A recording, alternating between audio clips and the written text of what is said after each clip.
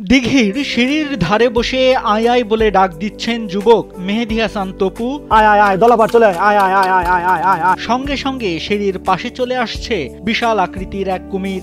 এরপরই তপু কুমিরকে খাওয়ানোর জন্য বলে মাথা তোল। অবাক করা বিষয়, কুমিরও যেন তপুর বাধ্য। খাবার খাওয়ার জন্য কুমির মাথা তোলে। খা খা তপুর সাথে কুমিরের এমন বন্ধুত্ব দেখে অবাক বনে যান সবাই। তপুও সবসময় কুমিরের খোঁজ খবর রাখে। এই যুবক ডাকলেই কুমির চলে আসে ঘাটে, তার হাতে খাবার খায়।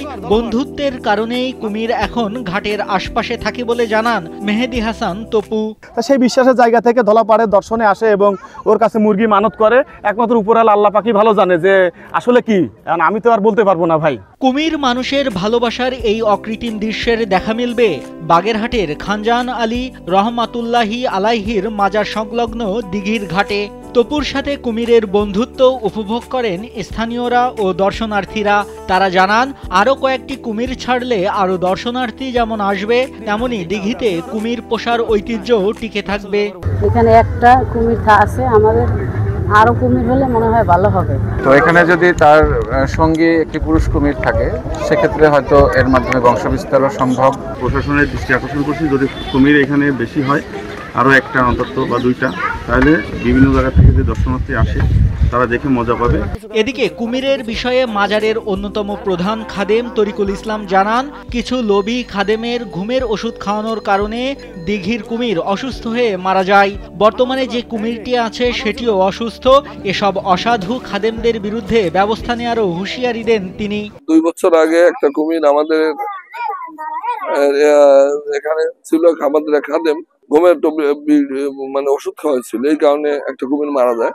এটা নিয়ে মামলা হয়েছিল। যে কুমিরটা আছে সর্বশেষ, এটাও অনেক অসুস্থ এবং এটাও যে কোনো দুর্ঘটনা করতে পারে, মোটা বয়স হয়ে গেছে।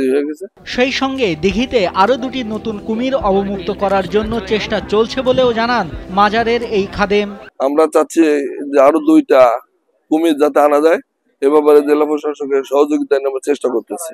কথিত আছে 650 বছর আগে ধর্মীয় শাসক হযরত খানজাহান আলী রহমাতুল্লাহি আলাইহি এই অঞ্চলের মানুষের সুপেয় পানির জন্য রণবিজয়পুর এলাকায় 360 বিঘা জমির উপর বিশাল আকৃতির দিঘি খনন করেছিলেন।